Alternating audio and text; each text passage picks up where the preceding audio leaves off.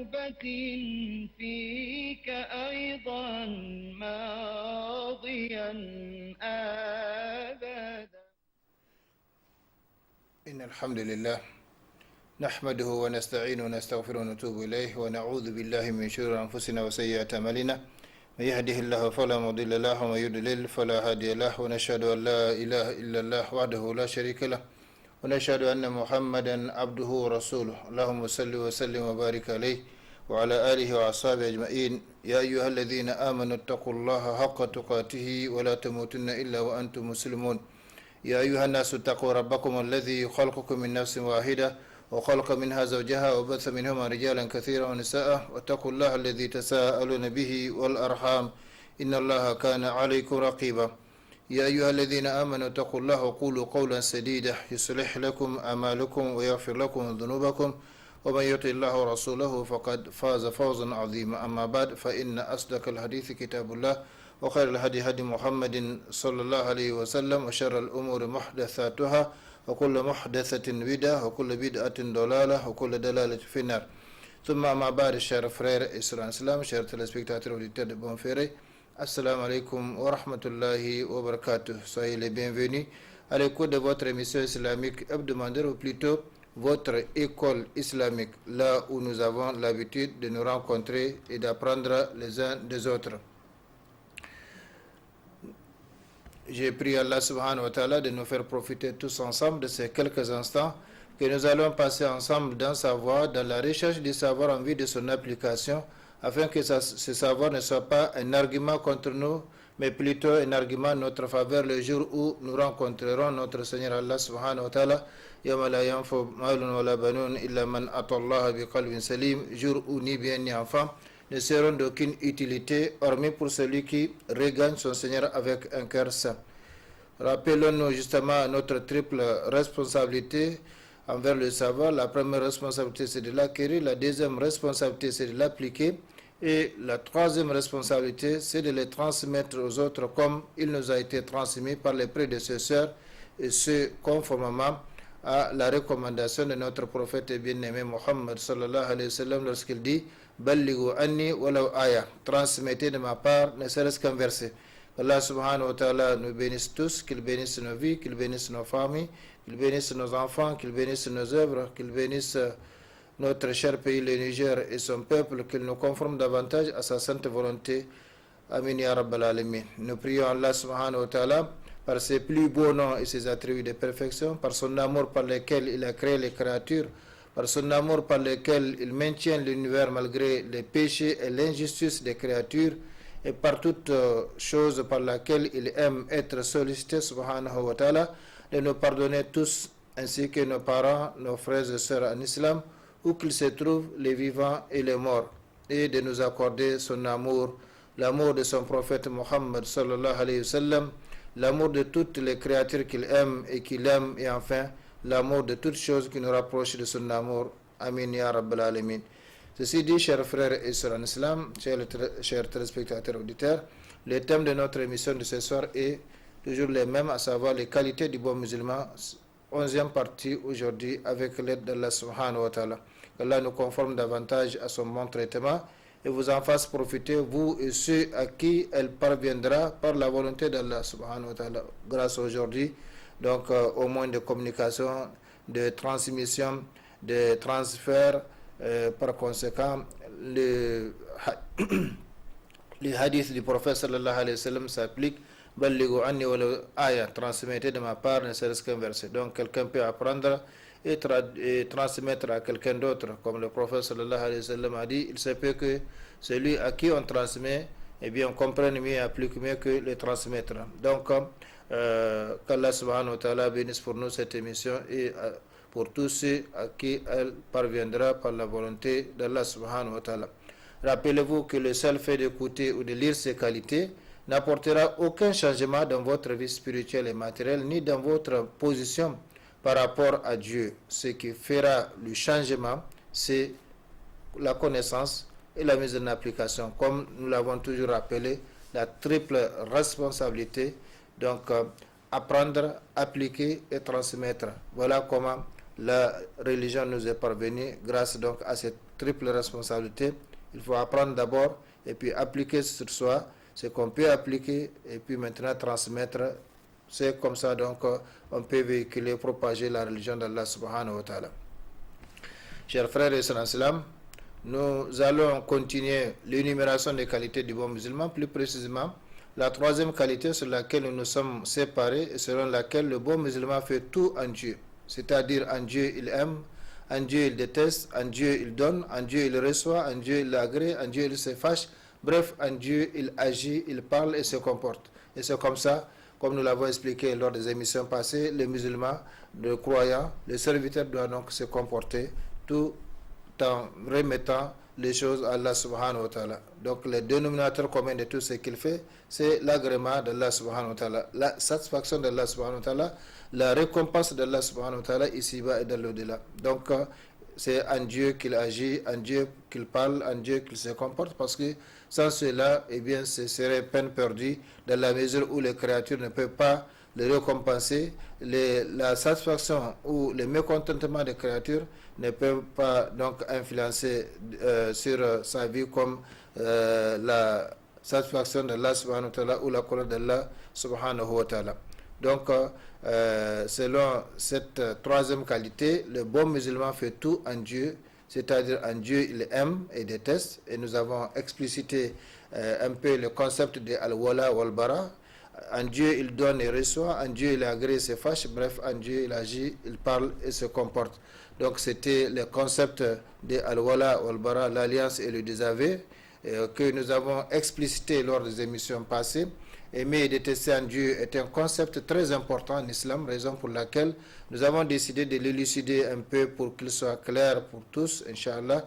Il constitue en effet l'un des thèmes les plus importants, c'est un rappel, mais aussi les plus dangereux en islam, qui a des conséquences immédiates et directes sur les individus et les relations, et par voie de conséquences sur l'unité, la cohésion, la force de la Ummah islamique dans son ensemble, selon qu'il est bien compris et bien appliqué, ou selon qu'il est mal assimilé et mal appliqué. Malheureusement, l'expérience a montré et continue de montrer que dans la plupart des cas, dans la plupart des sociétés, eh bien, ce concept de al-wala ou al-bara est mal assimilé, mal appliqué, et par conséquent, ça a toujours engendré des problèmes au sein des groupes, au sein des sociétés islamiques. Donc, il est tout à fait normal qu'on prenne un peu de temps pour élucider ce concept, ce que nous avons fait, mais nous allons continuer aujourd'hui encore pour voir surtout les mérites donc, de ces concepts-là. C'est aussi l'une des armes les plus redoutables que Satan utilise aujourd'hui pour s'aimer la division dans les rangs des musulmans un peu partout dans le monde. Les musulmans s'aiment ou se détestent, à vrai ou à tort, sous la bannière de l'alliance et du désaveu. Al-wala, al-bara, donc chacun a sa tendance, chacun a son groupe, et par conséquent, tout en prétendant que c'est au nom d'Allah qu'on fait ça, au nom de l'islam qu'on fait ça, eh bien, on se déteste ou on s'aime, alors qu'Allah subhanahu wa ta'ala, comme nous l'avons vu à travers les émissions précédentes, nous a recommandé de les craindre et de nous attacher à sa corde, de ne pas donc nous diviser. Ya ayyuhalladhina amanu taqullaha haqqa tuqatih wa la tamutunna illa wa antum muslimun wa'tasimu bihablillahi jami'an wa la tafarraqu. Wa'tasimu, eh bien c'est des ordres, c'est des impératifs. Et taqullah, c'est un impératif, c'est un ordre. Donc on doit exécuter les ordres de Allah subhanahu wa ta'ala. Si on cherche à craindre Allah subhanahu wa ta'ala, eh bien de la même façon, on doit chercher à rester unis au sein donc de la communauté et ne vous divisez pas. Donc accrochez-vous tous, cramponnez-vous tous à la corde d'Allah subhanahu wa ta'ala et ne vous divisez pas. Malheureusement, on a pris une partie donc de recommandations divines et on a laissé une partie, donc celle qui ne nous convient pas. En tout cas, chers frères et sœurs en islam, chers téléspectateurs, ce concept de al-wala ou al-bara, c'est tellement important qu'il faut que chacun l'assimile et l'applique pour éviter justement ces dérapages que nous voyons dans les sociétés, dans les rangs des musulmans. Cependant, chers frères et sœurs en islam, si on méditait un tant soit peu sur bon nombre de cas de mésalliance, donc c'est le contraire de l'alliance, entre musulmans, on se rendrait compte que la défense des intérêts personnels ou partisans en est à la base. Ce n'est pas à cause d'Allah subhanahu wa ta'ala forcément, ce n'est pas à cause du prophète sallallahu alayhi wa sallam forcément, ce n'est pas à cause de l'islam forcément, le plus souvent, c'est à cause des intérêts personnels que la division s'est créée, ou des intérêts partisans ou même associatifs. Eh bien, beaucoup de musulmans s'aiment ou se détestent, même pas à cause de Dieu, mais à cause de considérations tribales, partisanes, doctrinales et que sais-je encore. Et donc ça, c'est même dans les domaines de la religion. En dehors de la religion, c'est encore pire. La politique qui, au lieu de réunir les gens, eh bien, a divisé les gens, les rangs des gens, jusque dans les familles, jusque dans les quartiers, les villes, etc. Donc, chers frères et sœurs, on doit savoir vraiment ce qui pour Allah subhanahu wa ta'ala et ce qui ne l'est pas, ce qui est islamique et ce qui ne l'est pas, ce qui est recommandé par l'islam, ce qui ne l'est pas recommandé. Donc il s'avère donc nécessaire de faire la différence entre ce qui doit être fait ou délaissé à cause d'Allah subhanahu wa ta'ala et ce qui doit être fait ou délaissé à cause d'autres choses. Car la récompense et les avantages liés à l'alliance et au désaveu ne seront accordés qu'à ceux qui aiment et détestent réellement en Dieu et pour Dieu seul. Comme nous l'avons vu, le hadith parlant donc de haqqat muhabbati, les hadiths sacrés que nous allons retrouver encore ici, Inch'Allah, parce que nous allons aujourd'hui rappeler les mérites de ce concept, les mérites de s'aimer en Dieu et de détester en Dieu. Les mérites d'aimer en Dieu ou de détester en Dieu. Et le musulman ne déteste que ce que Allah subhanahu wa ta'ala a demandé de détester, sinon le musulman doit aimer, chercher l'amour d'Allah subhanahu wa ta'ala, l'amour de ceux qui aiment Allah subhanahu wa ta'ala, l'amour de l'œuvre qui l'approche d'Allah subhanahu wa ta'ala, comme le prophète sallallahu alayhi wa sallam avait l'habitude de le dire. Allahumma inni as'aluka hubbaka wa hubba man yuhibbuk wa hubba amalin yuqarribuni ila hubbik. Donc c'est comme ça, chers frères et sœurs, après avoir vu le fondement de ce concept à travers le noble Coran et l'authentique Sunna, c'était lors des émissions passées, nous allons voir aujourd'hui les avantages de l'amour en Dieu. Quelques avantages, bien sûr, parce qu'on ne peut pas cerner tous les avantages que fournit donc, que nous donne, qu'engendre donc le fait d'aimer en Dieu et de détester en Dieu. Nous allons citer quelques-uns, Inch'Allah, très brièvement, à titre d'exemple.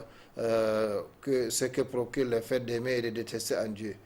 Aimer et détester en Dieu, ça c'est le premier avantage ou le premier mérite, est une condition pour entrer au paradis. On ne peut pas prétendre ou même rêver d'entrer au paradis si on ne remplit pas cette condition, aimer et détester en Dieu. Le prophète sallallahu alayhi wa sallam, celui-là qui ne parle pas en l'air ni sous l'effet de la passion, in huwa illa wahyu yuha, et bien il a dit, il a même juré, il n'a pas besoin de jurer. Sadiq masduq walladhi nafsi biyadihi la tadkhulu janna hatta tu'minu wa la tu'minu hatta tahabbu awala adullukum ala shay'in idha fa'altumuhu tahabbtum afshu salama bainakum. Afshu as-salama bainakum. Le prophète n'a pas dit afshu tahiyyat as-salam, mais afshu salam nafsu bainakum.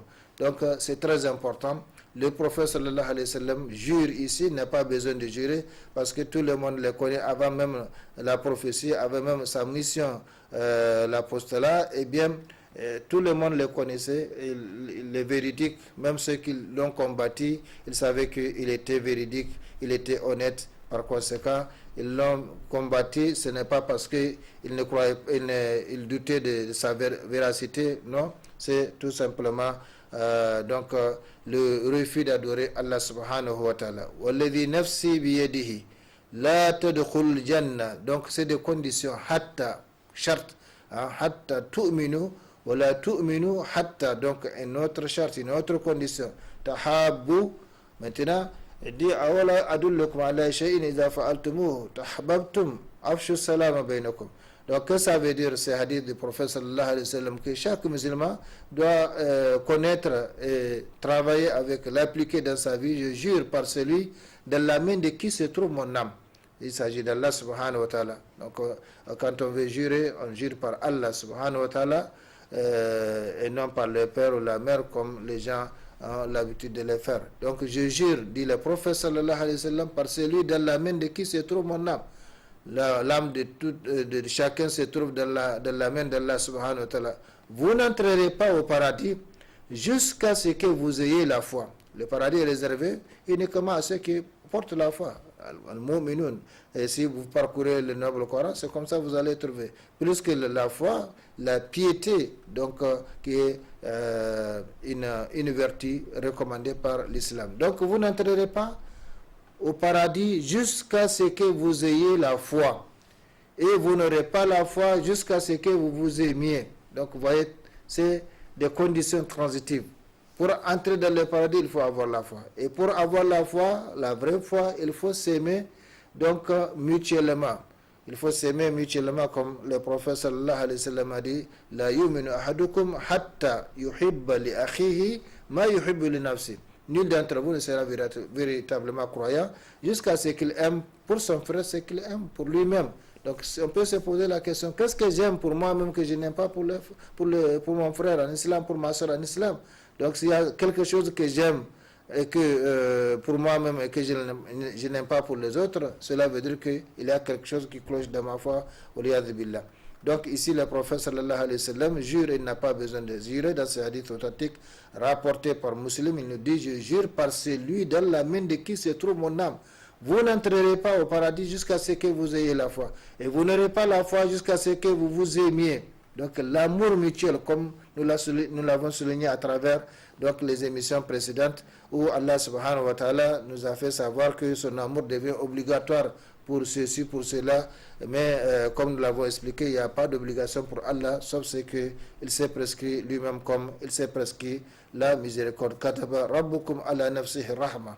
Donc, chers frères et sœurs, la question logique et normale que chacun doit se poser après ces serments du prophète sallallahu alayhi wa sallam, vous n'entrerez pas au paradis jusqu'à ce que vous ayez la foi, et vous n'aurez pas la foi jusqu'à ce que vous vous aimiez mutuellement. La question logique et normale qu'on doit se poser, c'est comment faire justement pour s'aimer mutuellement. Eh bien, le prophète sallallahu alayhi wa sallam, les pédagogues, a tout de suite donc apporté la question, a posé lui-même la question et il a donné la réponse. Voulez-vous que je vous indique quelque chose qui vous permet de vous aimer mutuellement?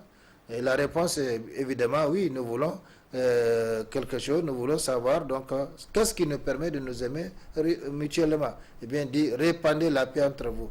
Afshu salam, n'a pas dit Afshu tahiyyat salam, même si nous avons longtemps traduit ces hadiths par répandre la salutation de la paix. Ce n'est pas la salutation de la paix, c'est la paix elle-même. Donc, à quoi sert de dire à quelqu'un assalamu alaikum alors qu'au fond de toi-même tu ne l'aimes pas, au fond de toi-même tu es contre lui, au fond de toi-même tu le détestes, au fond de toi-même tu le hais. Donc, ça n'a pas de sens. C'est la paix elle-même. Et la paix, c'est à partir du cœur. C'est à partir du cœur, donc, il faut être conscient de cela. Par conséquent, voulez-vous que je vous indique quelque chose qui vous permet de vous aimer mutuellement? Eh bien, répandez la paix entre vous. Faites la paix entre vous. Et le musulman, dans beaucoup de circonstances, il demande la paix pour lui-même, la paix pour les autres, comme au début de chaque mois lunaire, Allahumma ahillahu alayna bil amn bil iman wa salamatu tawfiq lima tuhib wa tarda. Ça, c'est une invocation que le musulman dit parmi tant d'autres formules. Donc, que le musulman dit, et dans cette invocation, il demande la paix pour lui-même et la paix pour les autres, chaque mois.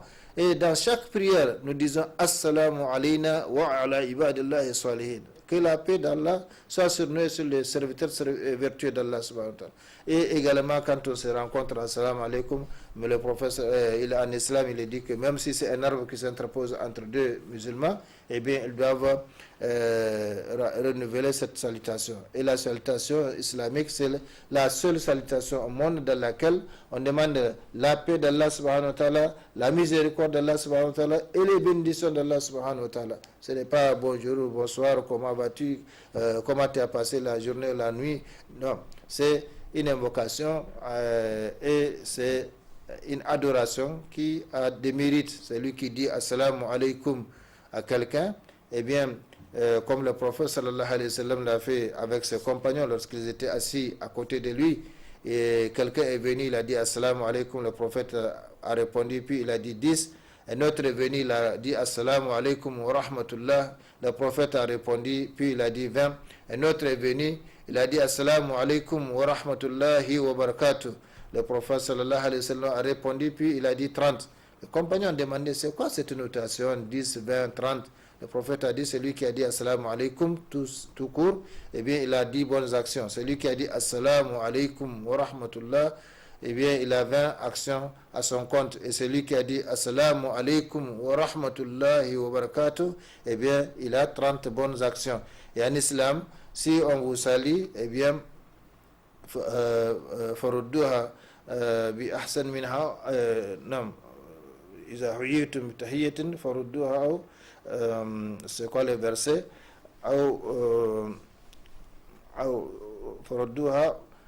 donc ça va venir Inch'Allah.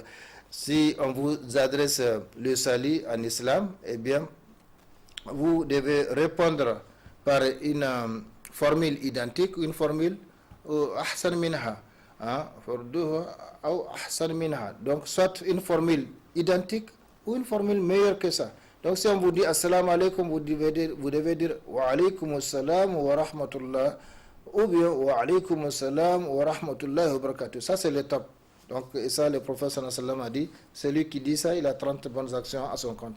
Donc celui qui nous dit assalamu alaikum doit lui dire assalamu alaikum, ça c'est rudduha, donc retourner la salutation comme telle, ou ahsan minha, ou une formule meilleure que celle-là, donc en augmentant rahmatullah wa barakatuh. Voilà, chers frères et sœurs, dans une société, donc c'est une société de paix où on se salue par la salutation de paix, la salutation de la miséricorde, la salutation de bénédiction.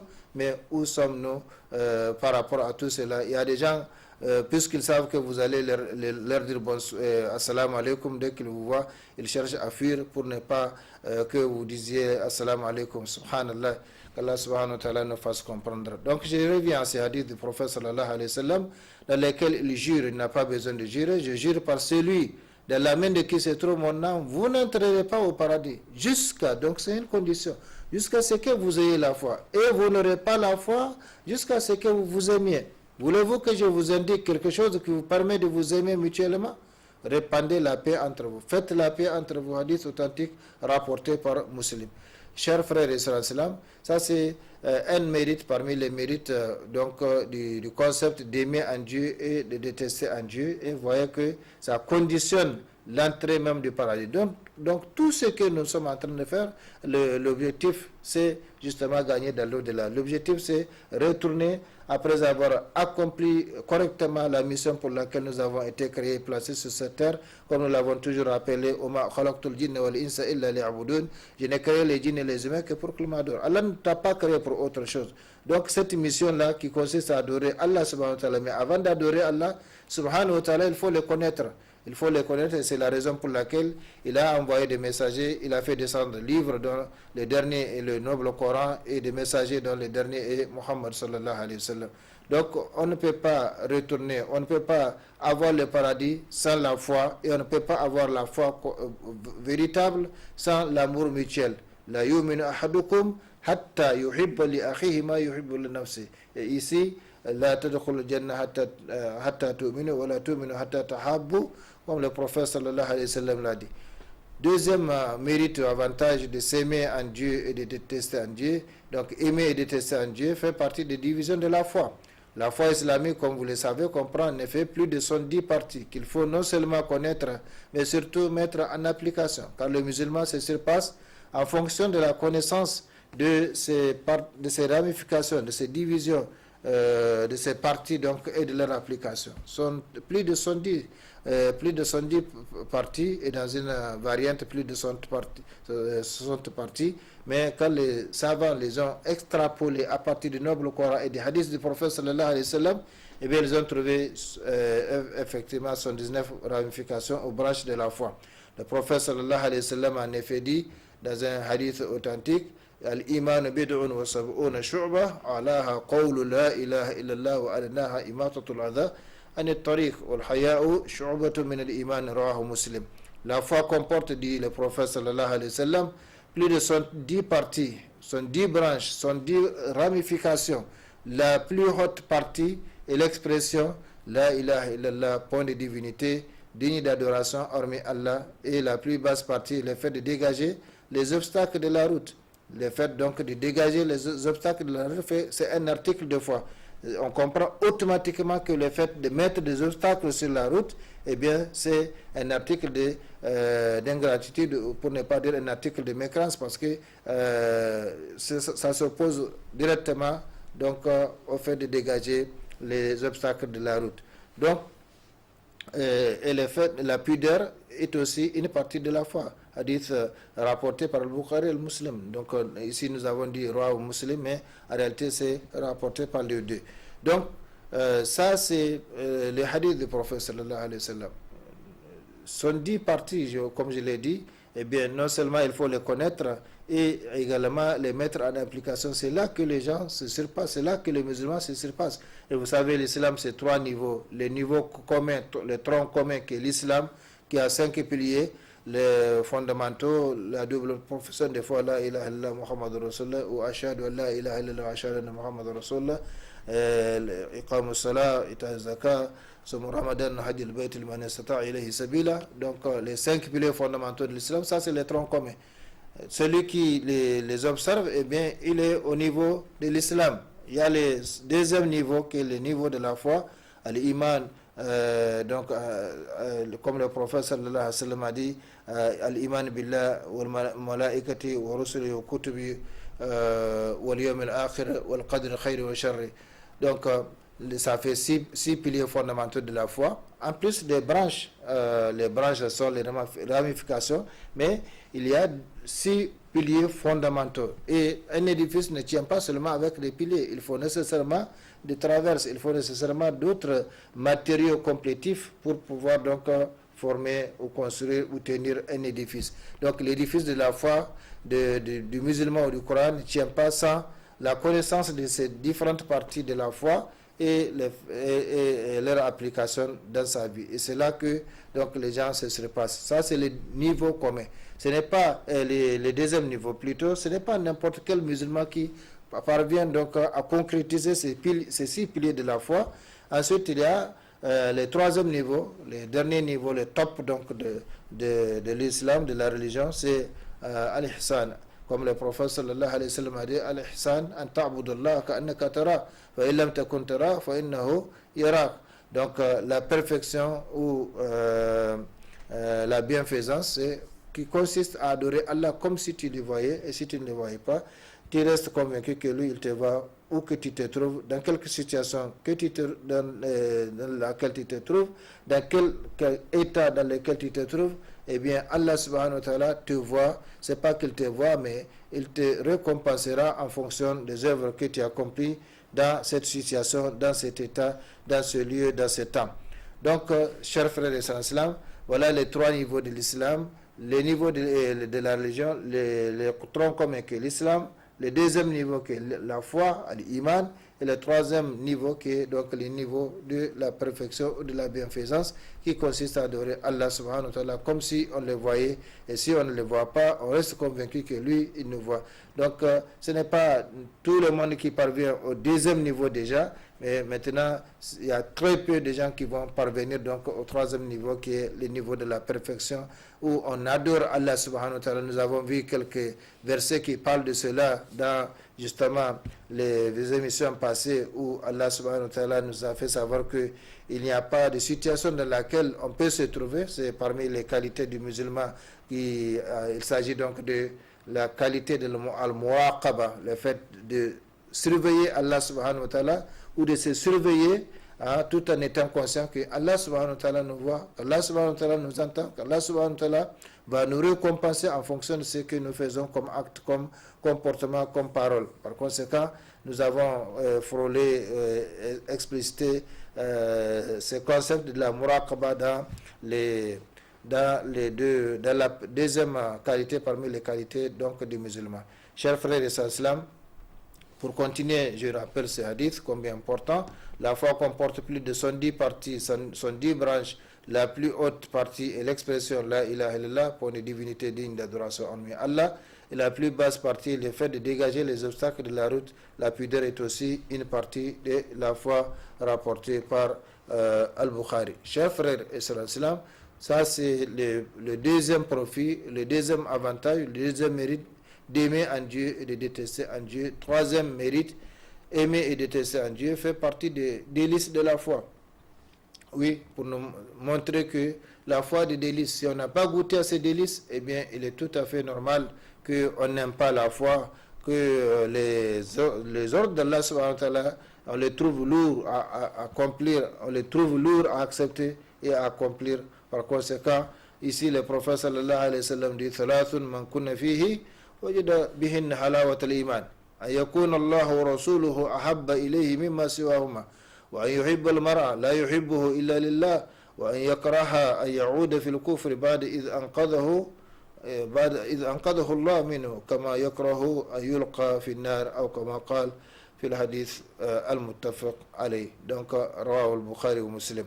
Chers frères et sœurs, c'est encore un autre hadith combien important dans lequel le prophète sallallahu alayhi wa sallam nous fait savoir qu'il y a des délices. La foi a des délices, donc une saveur, un goût. Tant qu'on n'a pas goûté à cette saveur, à ces délices de la foi, eh bien il est tout à fait normal qu'on trouve lourd ce que Allah subhanahu wa ta'ala nous a recommandé de faire, qu'on trouve lourd à accomplir, à accepter et à accomplir ce que Allah subhanahu wa ta'ala nous a recommandé de faire, comme la prière, le jeûne, le hajj, la umrah, la zakat, etc. Donc, le prophète sallallahu alayhi wa sallam nous fait savoir cela. Quiconque trouve en lui trois vertus a trouvé alors les délices de la foi. Quelles sont ces trois vertus? Aimer Allah et son messager plus que toute autre chose, aimer un homme uniquement pour Allah et détester de retourner à la mécréance une fois qu'on a été sauvé, comme on déteste d'être jeté au feu. Personne ne veut être jeté au feu. Par conséquent, comme on ne veut pas être jeté au feu, eh bien de la même façon, il faut détester de retourner dans la mécréance. Et la mécréance, bien sûr, il y a plusieurs formes. Donc ici, le prophète sallallahu alayhi wa sallam dit, quiconque trouve en lui trois vertus. Donc c'est au fond de soi, au sein de soi, à trouver alors les délices de la foi. Aimer Allah et son messager plus que toute autre chose. Qu'est-ce que veut dire aimer Allah et son messager plus que toute autre chose? Ça veut dire que quand l'ordre d'Allah est là, eh bien, il n'y a pas à considérer l'ordre de quelqu'un. Quand l'ordre du prophète sallallahu alayhi wa sallam est là, il n'y a pas à considérer l'ordre d'une quelconque créature. Donc, c'est ça, il faut prendre les ordres d'Allah subhanahu wa ta'ala, que ce soit les recommandations à faire ou les interdits à éviter, eh bien, il faut les prendre au-dessus de toutes les autres recommandations des créatures. Donc, Allah subhanahu wa ta'ala nous dit de prier, eh bien, si on remplit les conditions de la prière, on doit prier, c'est-à-dire si on atteint l'âge de prier obligatoire, on doit prier. Si Allah subhanahu wa ta'ala nous demande de jeûner, on doit jeûner. Si Allah subhanahu wa ta'ala nous demande d'accomplir le hajj, on doit l'accomplir si on a les moyens, etc. Comme il l'a dit. Donc il n'appartient nullement à un croyant, une croyante, une fois que Allah subhanahu wa ta'ala et son messager ont décidé d'une chose, d'avoir encore le choix de leur façon d'agir. Comme il l'a dit dans le noble Coran, وَمَا كَانَ لِمُؤْمِنٍ وَلَا مُؤْمِنَةٍ إِذَا قَضَى اللَّهُ وَرَسُولُهُ أَمْرًا أَن يَكُونَ لَهُمُ الْخِيَرَةُ مِنْ أَمْرِهِ وَمَن يَعْصِ اللَّهَ وَرَسُولَهُ فَقَدْ ضَلَّ ضَلَالًا مُبِينًا. Donc il n'appartient nullement à un croyant ou à une croyante, une fois que Allah et son messager ont décidé d'une chose, d'avoir encore le choix de leur façon d'agir, et quiconque désobéit à Allah, eh bien c'est égaré d'un égarement évident. Par conséquent, ici le prophète sallallahu alayhi wa sallam nous fait savoir que quiconque trouve au fond de lui-même, au sein de lui-même, trois choses, eh bien il a trouvé les délices de la foi. Aimer Allah et son messager plus que toute autre chose. Donc quand Allah dit fait, eh bien, ou bien dit ne fait pas, eh bien on ne doit pas regarder l'ordre de quelqu'un. Et c'est pourquoi le prophète sallallahu alayhi wa sallam a dit la ta'ata li makhluqin fi ma'siyati al-khaliq. Il n'y a pas d'obéissance à une créature dans la désobéissance au créateur. Donc ça c'est la première chose. C'est la première chose. Aimer Allah et son messager plus que toute autre chose. Deuxième chose, aimer un homme uniquement pour Allah. Uniquement pour Allah. Mais où sommes les musulmans aujourd'hui qui s'aiment uniquement pour Allah subhanahu wa ta'ala? Tout est intérêt. Tout est intérêt, comme nous allons le voir plus loin, que l'amour en Allah subhanahu wa ta'ala ce n'est pas vulgaire. Nous avons déjà vu un hadith qu'on a décortiqué dans le fondement du concept de Al-Wala al-Bara. Nous allons encore rencontrer ce hadith, même si on ne va pas le commenter comme on l'a commenté lors des émissions passées. Mais c'est pour nous montrer ici que quand on aime, eh bien on aime pour Allah subhanahu wa ta'ala. Comme le prophète sallallahu alayhi wa sallam a dit dans ses invocations, Allahumma inni as'aluka hubbaka wa hubba man yuhibbuk wa hubba amalin yuqarribuni ila hubbaka. Uniquement pour Allah subhanahu wa ta'ala. C'est ça l'amour qui profite auprès d'Allah subhanahu wa ta'ala. C'est ça l'amour qui engendre, qui attire la récompense d'Allah subhanahu wa ta'ala, la satisfaction d'Allah subhanahu wa ta'ala ici-bas et dans l'au-delà. Par conséquent, la deuxième vertu qui nous permet d'avoir la saveur, le délice de la foi, c'est aimer un homme uniquement pour Allah. Pas à cause de sa richesse, pas à cause de son savoir, pas à cause de son clan, de sa race, de ceci, de cela, de son rang social, de son rang politique, mais uniquement pour Allah subhanahu wa ta'ala. Parce que c'est de cette façon qu'on ne va pas perdre. C'est de cette façon qu'on ne va pas perdre. Parce que l'être humain est ce qu'il est. On peut aimer quelqu'un, le servir même durant toute sa vie, mais un jour il peut faire quelque chose qui nous déçoit. Par conséquent, on va regretter, alors que pour Allah subhanahu wa ta'ala, il n'y a pas de regret. Allah est toujours là, sa récompense est toujours là. Donc quand on fait pour lui, eh bien, il n'y a pas de découragement ou de désespoir. Certainement qu'on va avoir la récompense pour donc ce qu'on a fait pour Allah subhanahu wa ta'ala. Et troisième chose, détester de retourner à la mécréance une fois qu'on a été sauvé, comme on déteste d'être jeté au feu. Donc personne ne veut être jeté au feu. De la même façon, il faut détester de retourner à la mécréance, comme on ne veut pas être jeté au feu. Qu'Allah subhanahu wa ta'ala nous fasse comprendre, chers frères et sœurs islam. Donc ça c'est le troisième mérite qui nous permet donc le troisième mérite parmi les mérites d'aimer et de détester en Dieu. Quatrième mérite, aimer et détester en Dieu, fait partie des éléments de parachèvement de la foi. La foi ne sera parachevée que par certains éléments. Donc c'est pourquoi le prophète sallallahu alayhi wa sallam a dit Man ahabba lillah wa abghada lillah wa ata lillah wa mana'a lillah faqad istakmala al-iman. Donc le hadith rawahu Abu Daoud. Quiconque aime en Dieu, déteste en Dieu, donne en Dieu, refuse en Dieu, il a alors parachevé la foi. Comme nous l'avons vu, la troisième qualité du musulman, c'est qu'il fait tout en Allah subhanahu wa ta'ala. Il fait tout pour Dieu. Donc en Dieu il agit, en Dieu il parle, en Dieu il se comporte. Par conséquent de Dieu seul et seul uniquement qu'il attend la récompense donc de ses actes, de ses paroles, de ses comportements. Donc ici, le prophète sallallahu alayhi wa sallam a dit quiconque aime en Dieu, déteste en Dieu, donne en Dieu, refuse en Dieu, il a alors parachevé la foi. Donc on aime les autres conformément à leur attachement, conformément à leur cramponnement à l'islam et à ses sources. Donc celui qui aime Allah, on doit l'aimer. Celui qui aime le prophète, on doit l'aimer. Ainsi de suite. Mais un amour prouvé, un amour donc confirmé avec des hadiths, avec des preuves, soit tirées du Coran, soit tirées des hadiths authentiques du prophète sallallahu alayhi wa sallam.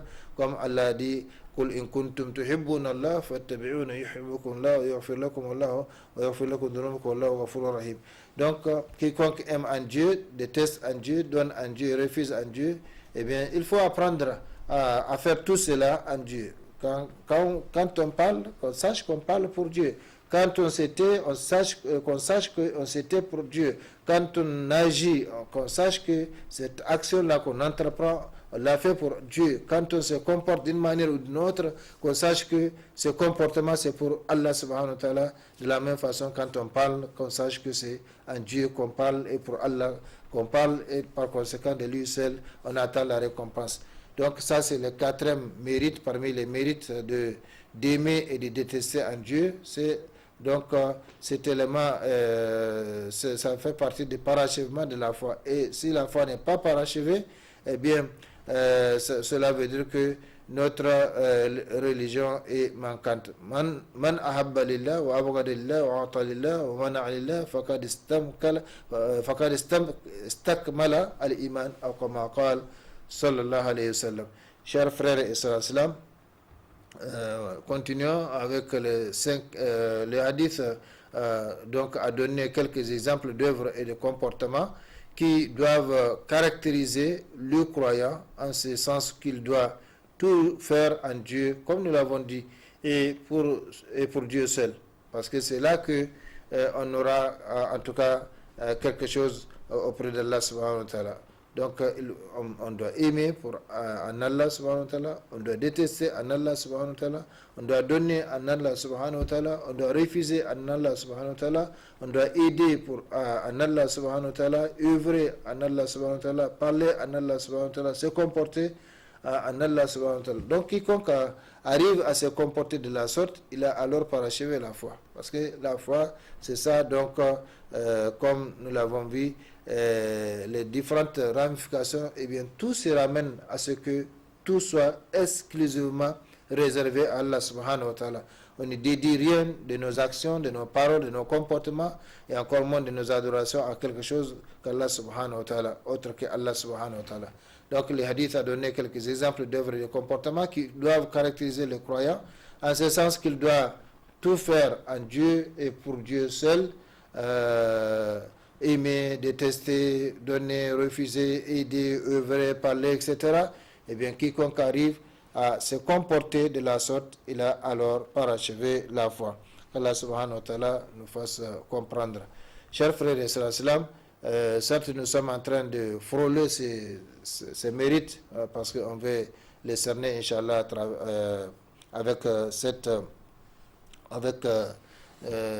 donc à travers cette émission. Cinquième mérite, aimer, détester en Dieu, fait obtenir l'amour de Dieu. Allah subhanahu wa ta'ala, nous avons déjà expliqué ce hadith lorsque nous avons parlé du fondement de Al-Wala ou Al-Bara en islam. Nous avons amené un verset du Coran et un hadith. À titre d'exemple, bien sûr. Et bien ici, c'est un rappel. Allah subhanahu wa ta'ala dit dans un hadith Qudsi, donc sacré, haqqat mahabbati lil mutahabbina fiyya wa haqqat mahabbati lil mutawassilina fiyya wa haqqat mahabbati lil mutanasihina fiyya wa haqqat mahabbati lil mutazawirina fiyya wa haqqat mahabbati lil mutabadhilina fiyya أو كما قال صلى الله عليه وسلم في الحديث الذي رواه أحمد وغيره. Donc, que ça veut dire? Nous avons bien sûr décortiqué largement ce concept ou ces hadiths sacrés dans lesquels c'est Allah qui parle et le prophète transmet. Mon amour devient obligatoire pour ceux qui s'aiment à moi. Nous avons dit qu'il n'y a pas d'obligation pour Allah subhanahu wa ta'ala, sauf ce qu'il s'est imposé. Comme il l'a dit,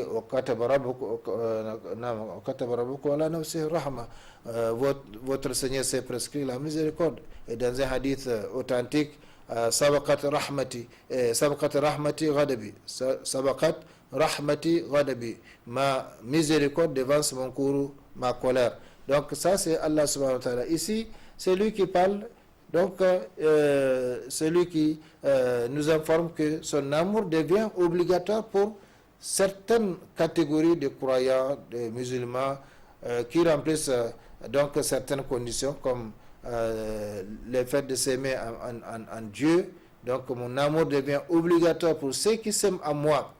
Nous l'avons dit, il faut que ça soit en Dieu, en Allah subhanahu wa ta'ala qu'on aime. Mon amour devient obligatoire pour ceux qui lient relation à moi. Donc là aussi c'est en Dieu qu'on lie relation, c'est en Allah subhanahu wa ta'ala qu'on lie relation. Et c'est ça qui est avantageux, c'est ça qui est profitable ici-bas et dans l'au-delà. Ce qui est fait pour Allah, eh bien c'est pour Allah. Comme le prophète sallallahu alayhi wa sallam a dit, innamal a'malu binniyya. Donc, man kanat hijratuhu ila Allah wa rasuluhu fa hijratuhu ila Allah wa rasuluhu ila akhir hadha al-hadith. Pour nous montrer que c'est l'intention qui valide tout. C'est l'intention donc qui valide tout. Pour qui on s'aime, pour qui on fait, pour qui on parle, pour qui on agit. Donc c'est ça la différence, la grande différence entre nous. Mon amour devient obligatoire pour ceux qui s'aiment à moi. Mon amour devient obligatoire pour ceux qui lient relation à moi. Mon amour devient obligatoire pour ceux qui se conseillent mutuellement à moi. والعصر إن الإنسان لفي خسر إلا الذين آمنوا وعملوا الصالحات وتواصوا بالحق وتواصوا بالصبر. Dans cette courte sourate Al-Asr, eh bien Allah subhanahu wa ta'ala nous a fait savoir que l'humanité le genre humain court à sa perte et de la perdition, sauf un groupe de gens donc, qui remplissent certaines conditions, à l'occurrence la foi, les bonnes œuvres, la recommandation mutuelle de la vérité et la recommandation mutuelle donc de l'endurance, de la patience. Le prophète sallallahu alayhi wa sallam dans un hadith authentique dit ad-dinu nasiha jusqu'à 3 fois. Les compagnons demandèrent liman ya Rasulullah, قال لله ولرسول ولكتابه ولرسوله وأئمة المسلمين وعامتهم أو كما قال صلى الله عليه وسلم. Donc la religion c'est le conseil sincère. Jusqu'à 3 fois les compagnons ont demandé envers qui? Envers Allah. Il a répondu envers Allah, envers son livre, donc le noble Coran, envers son messager Muhammad sallallahu alayhi wa sallam, envers l'ensemble, envers les dirigeants musulmans et l'ensemble des musulmans. Donc c'est ça, mon amour devient obligatoire pour ceux qui se conseillent mutuellement à moi. Mon amour devient obligatoire pour ceux qui se visitent mutuellement à moi. Où sont aujourd'hui les gens qui se visitent en Dieu, qui s'aiment en Dieu, qui dépensent, ça va devenir d'ailleurs la dépense mutuelle dans la voie de Allah subhanahu wa ta'ala. Où sont donc les musulmans aujourd'hui qui font tout cela pour Allah subhanahu wa ta'ala? Donc, mon amour devient obligatoire pour ceux qui dépensent mutuellement à moi. Ça, c'est un hadith rapporté par Ahmad et autres. Mais comme je l'ai dit, ce hadith a été largement expliqué lors des émissions passées, lorsque nous avons parlé du concept, donc, du fondement du concept de Al-Wala wal-Bara dans le noble Coran et dans les hadiths du prophète, sallallahu alayhi wa sallam. Ici, ce n'est qu'un rappel, comme nous sommes en train de parler des mérites d'aimer et de détester en Dieu, c'est tout à fait normal qu'on mentionne ces hadiths, même si ça a déjà été expliqué auparavant. Chers frères et sœurs, le 6e mérite, aimer et détester en Dieu, mais le serviteur sous l'ombre d'Allah, le jour de la résurrection, où il n'y aura pas d'ombre hormis l'ombre d'Allah subhanahu wa ta'ala. Sab'atun yudhilluhum Allah ta'ala yawma la dhilla illa dhillu. Imamun adilun wa shabun nasha'a fi ibadatillah wa rajulun qalbuhu mu'allaqun bil masajid wa rajulani tahabba fillah ijtama'a alayhi wa tafarraqa alayhi ila akhir hadha al-hadith al-azim.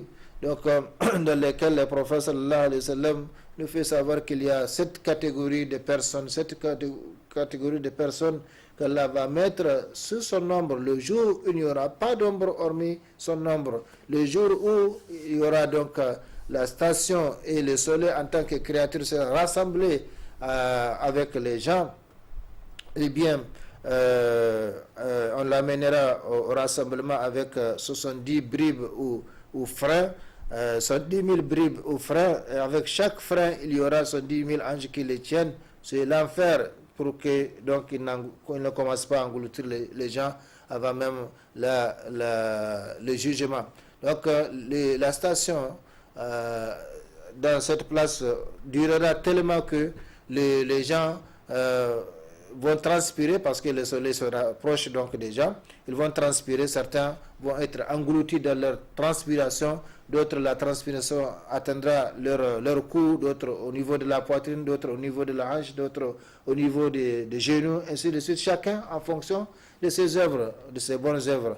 Et par conséquent, ces jours-là, on aura besoin d'une ombre. Et voilà qu'il y a 7 catégories de personnes qu'Allah mettra sous son nombre le jour où il n'y aura d'ombre que la sienne.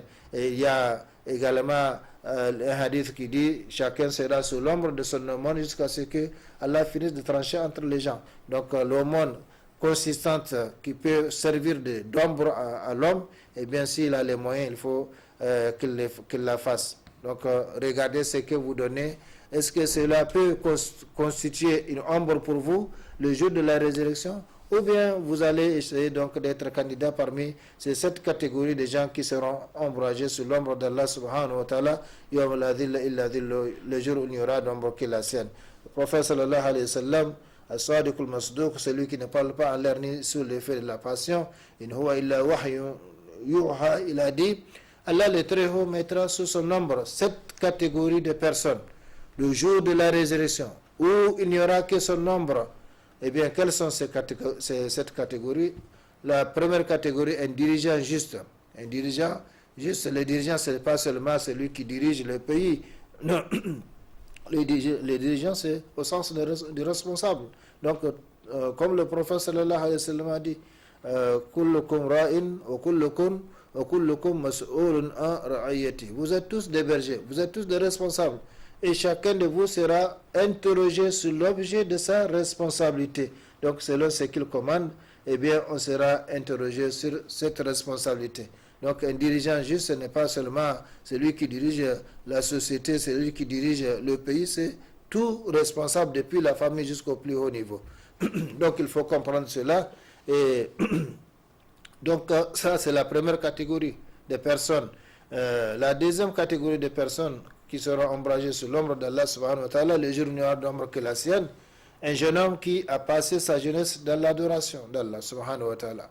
Oui, la jeunesse, la plus importante partie de l'homme, de la vie humaine, eh bien, cette partie-là, il l'a consacrée à Allah subhanahu wa ta'ala. Et le résultat est donc l'agrément d'Allah subhanahu wa ta'ala, à commencer par le fait de les mettre sous l'ombre, contre donc la chaleur du soleil qui sera rassemblée avec les créatures ce jour-là. Donc, la jeunesse, le jeune qui a passé sa jeunesse dans l'adoration d'Allah subhanahu wa ta'ala. Où sont les jeunes aujourd'hui?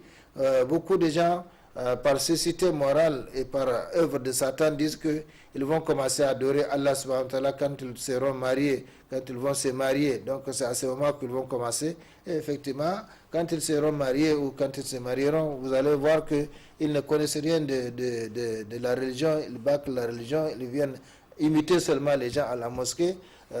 Par conséquent, il n'y a pas la concentration ni la récompense qu'il faut pour ce genre d'adoration. Donc, il faut être conscient de cela. La jeunesse est la partie la plus importante de la vie. Eh bien, il faut la consacrer à Allah subhanahu wa ta'ala. Il faut donner ce qui est meilleur pour Allah subhanahu wa ta'ala. Et la meilleure des choses que l'homme a, c'est bien sûr sa vie et surtout donc la vie située dans l'intervalle de 15 ans à 40 ans, comme les spécialistes de la jeunesse, les spécialistes donc ont défini, parmi tant d'autres bien sûr définitions, ils ont dit que c'est l'intervalle d'âge entre 15 ans et 40 ans, et d'autres voient que la définition de la jeunesse en réalité, c'est tant que l'on peut œuvrer, et donc tant que l'on peut produire, eh bien il est jeune, il est jeune. Troisième catégorie, un homme dont le cœur est attaché aux mosquées. Il y prie les 5 prières quotidiennes avec amour. Masha'Allah. Donc, c'est comme s'il a attaché son cœur, il a attaché, donc accroché dans la mosquée, de sorte que tant qu'il n'est pas dans la mosquée, il ne se sent pas à l'aise. Eh bien, ça, c'est l'amour de Allah, l'amour de la prière. Eh bien, celui qui a ce comportement, eh bien, il aura l'ombre d'Allah subhanahu wa ta'ala. Le jour, il n'y a pas d'ombre que hormis la sienne. Malheureusement, où sont les musulmans? Il y a certains que de façon régulière, de façon je dirais même définitive, chaque fois ils sont les derniers à venir à la mosquée et ils sont les premiers à partir.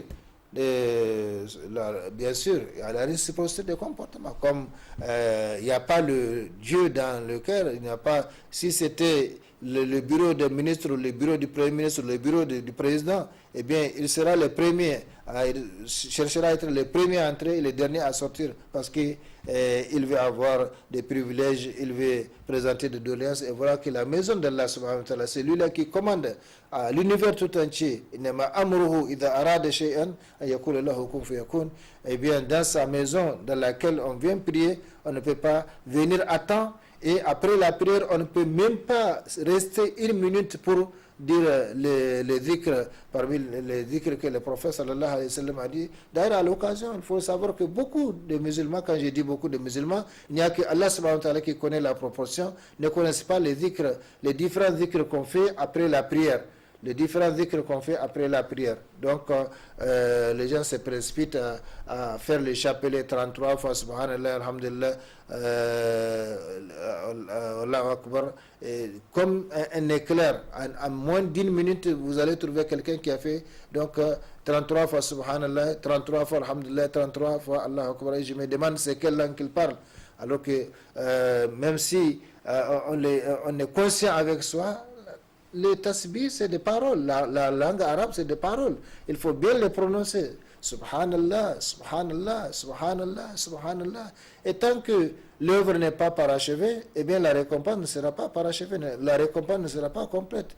Donc la posologie c'est 33 fois et la dernière fois donc pour compléter les centièmes. Mais comme je l'ai dit, beaucoup de musulmans ils viennent les derniers et avant même que l'imam se tourne pour regarder les fidèles, lui il est déjà sorti, il est déjà parti.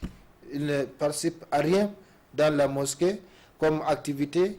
Et il ne donne rien comme contribution, même s'il voit les besoins de la mosquée, parce que la mosquée a besoin de nattes, la mosquée a besoin de bouilloire, la mosquée a besoin de payer les factures d'électricité, ainsi de suite. Il n'a jamais participé, il ne s'est jamais gêné, il ne s'est jamais posé la question s'il faut participer à la caisse de la mosquée, et pourtant il en profite. Chers frères et sœurs, qu'Allah nous fasse comprendre. Troisième catégorie, donc, des personnes qu'Allah mettra sous son nombre le jour où il n'y aura d'homme que la sienne. Un homme dont le cœur est attaché aux mosquées. Il y prie les 5 prières quotidiennes avec amour. Quatrième catégorie, 2 hommes qui se sont aimés en Allah. À lui, ils se sont rencontrés et à lui, ils se sont séparés. Donc, c'est ça, l'amour qui profite, comme on a vu. Et donc 3 choses, quiconque les trouve en soi, il a trouvé les délices de la foi. Le prophète sallallahu alayhi wa sallam a mentionné parmi ces 3 choses, ces 3 vertus, an yuhibbu al-mar'a la yuhibbuhu illa lillah. Donc il aime un homme uniquement pour Allah subhanahu wa ta'ala. Donc ici la 4e catégorie, 2 hommes qui se sont aimés en Allah. À lui, ils se sont rencontrés, donc la rencontre a été faite dans la voie d'Allah subhanahu wa ta'ala, et ils se sont séparés sur cette base. Donc ce n'est pas c'est pas un événement tribal qui les réunit, un événement du clan ou de la famille ou de parti politique ou autre qui les réunit, mais uniquement pour Allah subhanahu wa ta'ala. La rencontre a été faite sous donc la bannière d'Allah subhanahu wa ta'ala, dans la voie d'Allah subhanahu wa ta'ala, et ils se sont rencontrés et ils se sont séparés sur cette base-là. Peut-être qu'ils ne se verront plus jamais jusqu'à la mort, jusqu'à dans l'au-delà, mais ils se sont aimés en Allah et ils se sont séparés sur cette base. Eh bien, ils seront ombragés sous l'ombre d'Allah subhanahu wa ta'ala les jours où il n'y aura de mort que la sienne. Chers frères et sœurs, le temps consacré à notre temps et à notre émission arrive à sa fin. Je vais vite finir ces hadiths et Inch'Allah nous continuerons au cours des émissions à venir avec le reste des mérites d'aimer en Dieu et de détester en Dieu. Donc 4e catégorie, des gens qui seront ombragés sous l'ombre d'Allah subhanahu wa ta'ala les jours où il n'y aura d'ombre que la sienne. 2 hommes qui se sont aimés en Allah, en lui ils se sont rencontrés, en lui ils se sont séparés. 5e catégorie, un homme qui dit moi je crains Allah quand il est appelé par une femme charmante et de naissance noble, de haut rang social, à faire le mal. Subhanallah. Donc ça c'est un homme qui dit je crains Allah. Mais aujourd'hui, quel est l'homme qui dira, même si la femme n'est pas charmante, même si elle n'est pas de naissance noble, parce que une femme qui fait du mal ou qui cherche à faire du mal, et on ne peut plus parler de noblesse, on ne peut plus parler de charme. À quoi ça sert? Ce n'est qu'un être satanique qui sème le mal dans la société. Comme le prophète sallallahu alayhi wa sallam a dit, la plus grande tentation qu'il a laissée à sa communauté après son départ, après son décès, c'est les femmes. Qu'Allah subhanahu wa ta'ala nous préserve. Donc, à faire le mal, il dit, moi je crains Allah. Je vais terminer les hadiths parce que le temps consacré à cette émission arrive à sa fin. Inch'Allah, peut-être qu'on reprendra ces hadiths avant de continuer. La 6e catégorie des gens qui seront sous l'ombre d'Allah subhanahu wa ta'ala, un homme qui fait une aumône en la cachant au point que sa main gauche ignore ce que sa main droite donne. Et la 7e catégorie, un homme qui se rappelle Allah dans la solitude, tout seul, et dont les yeux versent des larmes par crainte ou amour d'Allah, de son Seigneur Allah subhanahu wa ta'ala. Voilà, chers frères et sœurs en islam, c'est la fin de cette émission. Allahumma barik lana, Allahumma rabbana taqabbal minna innaka anta samiul alim wa tub alayna innaka anta tawwabur rahim. Allahumma a'izz al-islam wal muslimin fi kulli makan wa waffiqna da'iman lima tuhibbu wa tarda min al-aqwal wal af'al wal ahwal bi rahmatika ya arhamar rahimin. Allahumma salli wa sallim wa barik wa an'im ala abdika rasulika Muhammad wa ala alihi wa ashabihi ajma'in. Subhana rabbika rabbil izzati ma yasifun wa salamun al mursalin. Alhamdulillahi rabbil alamin. Wassalamu alaikum ورحمة الله تعالى وبركاته. أيضا ماضيا أبدا لا